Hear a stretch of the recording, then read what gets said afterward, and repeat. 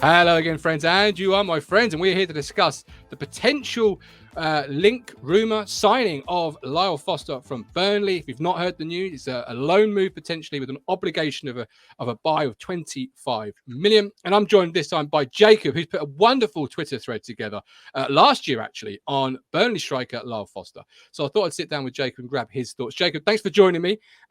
It's a great Twitter thread. One of the highlights is you call him a complete forward. Yeah, to be fair, obviously that was halfway through the season kind of time, and Foster with us has had a really rough time, which I think if you look on Twitter, you see a lot of Burnley fans are annoyed at him for that because of the way he's acted about this move. Last season, he started on fire. He got five goal contributions in 6 games, was brilliant even when we were losing, he was brilliant. But then he obviously had his mental health issues, which put him out for a good few months. It was in the documentary when he talks about how well the club treated him. They were driving him across the country to get him the right support. And I think a lot of clubs probably wouldn't have done that, but Burnley backed him after spending 10 million on him whilst we were in the Championship. But then he's now down tools, refused to play to try and force the move. So a lot of Burnley fans are a bit upset about it. But on the actual player, I can't really have too many things to kind of go against him. On the pitch, hard worker, can play with his back to goal brilliantly, which I think suits him with Kieran McKenna, being able to hold the ball, bringing them kind of attacking midfielders that he has around him. That's really what he's best at. He struggled kind of moving on from about that Villa game last season. I think it was around maybe December, February time. He kind of struggled moving on from that, facing the goal.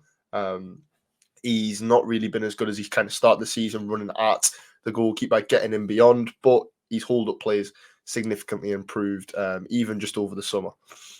So, because obviously, Company's style of play and McKenna's style of play, there's a lot of similarities in how the two want to play the game and certainly how their teams play. So, what was he asked to do in Vincent Kompany's system? What were his main responsibilities and what were his strengths?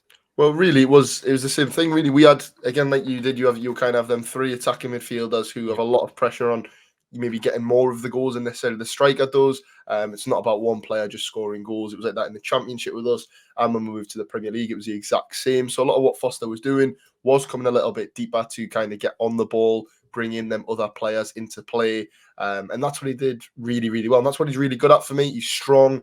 Obviously, he's big. He's got that big frame. He holds up the ball well. He turns fairly quickly as well. And I think that's what he was best at for us, kind of coming deeper, even if he was coming to the halfway line, linking up play, bouncing it back and kind of allowing Burnley to escape, press through that, kind of acting as that out ball, which I believe you probably will do the same if he plays for Kieran McKenna.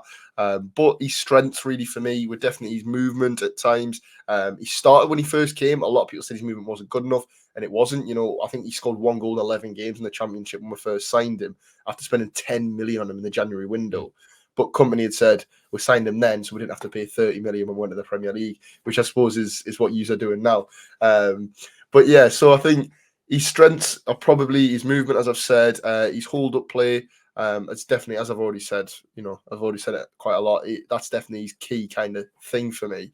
And then I would also say, really, his ball carrying can be really, really good. In the goal that Vitinho scored against Luton in the opening game, he carried it from our box to literally their edge of the penalty box, gliding past players, which when he's on it, he has the power and strength to really pull you up the pitch. And obviously, in one of the posts on that Twitter thread that I was referencing earlier, you've got a video of him against Chelsea where he starts out wide, comes inside, and then obviously you score from that move. So he can make something out of nothing, seemingly, with his strength and his power. You mentioned the fee.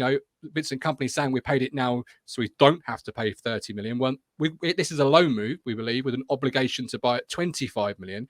What's your thoughts on that fee, first of all? Because I've seen quite a few posts in regards to it's a lot of money. What are your thoughts on it, having seen him play? There was a time last season where I literally said, I will not be surprised if someone spends 25 million on Lyle Foster this summer. They were literally my exact words. However, progressing from that and kind of the back end of last season and what he showed for us, it is a lot of money. I would have been happy maybe a 15 million fee, but it probably would have been a bit better. But with the position we are in, and you obviously wanting to strike, or kind of the weird things that have gone on with Broja and him, obviously, I'm assuming Foster's probably second or third choice for you. And with it getting a little bit more desperate now, the window's coming to a close. and us obviously not wanting to sell because we want to get promotion, then I think that 25 million isn't too bad of a fee. He could offer you a lot. The only issue is if he can find that consistency, which he's never really shown for us. At 23, there's still obviously a lot of development still to go in the player. So he's got all the tools. It's now about sort of progression, playing time, and putting them all together. And what you've said so far really does tick the McKenna style. It really does tick those boxes of what we look for in a striker, the profile of the striker. So it all sounds very exciting. What I would ask, obviously, if he makes that move to the Premier League, which we hope he does as Town fans, because it sounds like an exciting player to get in the system, what would you say is our expectation should be for him as a centre forward in the Premier League? Yeah, I think you've got to give him time. As I said, he's not really shown too much consistency. He's definitely kind of a form player. You know, if he gets one, he'll get you a good couple. And like I said, he started last season unbelievably. But then obviously the issues with mental health put him off for a few months, and he had to come back into a team that were already, you know, getting absolutely levered every week. So it was pretty hard for him. But if you can get him going early doors, if you can get one or two, then I think he could be really, really good for you. Again, I wouldn't focus on necessarily how many he's going to score. Didn't score too many for us last season. Like I said, I think he ended up on like 5 or 6 over the whole season. And although Burnley's top scorer finished, I think he was Burnley's top scorer, or maybe just behind Jacob Bron-Larsen, who finished on 5. He still shows that he's got threat in the box, and he can make things happen out of nowhere, like you said. But I think for you, really, he's predominantly going to be kind of setting up the other players around him. You know, there's a lot of talent behind him in that Ipswich team. I think a lot of it's going to be more so not even assisting them, but just allowing them to get into the box and around it. Yeah, sort of, you know, dragging his team up the field, being the man that holds it, can shield it, be powerful. That sounds like the striker that McKenna likes to bring in. That's the profile. You know, from the outside looking in, I can't let you go without sort of mentioning what's going on at Burnley. It's not our first signing from Burnley, and from the outside looking in, there seems to be a lot of players that are leaving the football club. What's the feeling at ground level in terms of Burnley at the moment? It's really bad.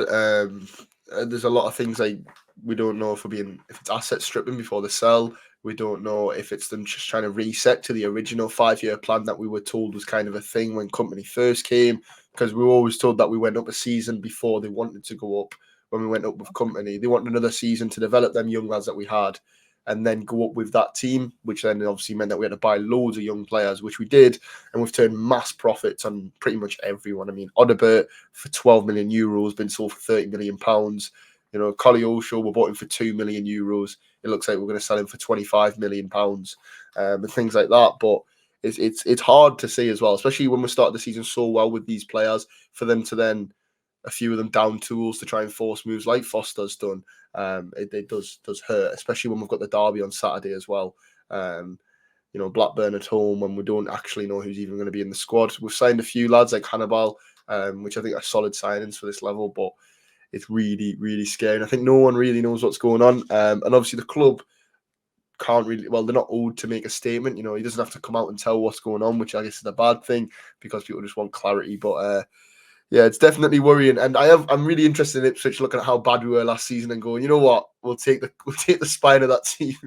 Yeah, and we've also taken, you know, Blackburn's best player in Schmodic, so we are, you know, being even in our distribution of taking the Championship best players. But finally, before I let you go, Dan, I really appreciate your time this morning. Where can people find the thread and your content? Anywhere on YouTube, TikTok, Twitter, just Jacob Horsfall. And I should pop up. Talking Town, proud to partner with Match Bingo. Play Match Bingo, win cash prizes.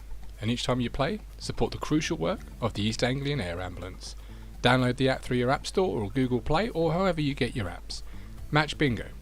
Play Match Bingo, win cash prizes. Over 18s only, be gamble aware. SolarWise Roofing and Building Services Limited. Solar panels, roofing services, UPVC roofline, groundwork services and more.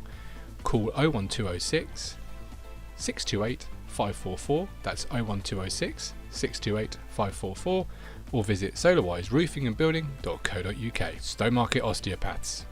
Freddie's the governor here. Give him a call on 01449 613 633. Don't live life in pain. Visit Stowmarket Osteopaths for physiotherapy, osteopath, Pilates and more. That's Stomacher Osteopaths on 01449 613 633.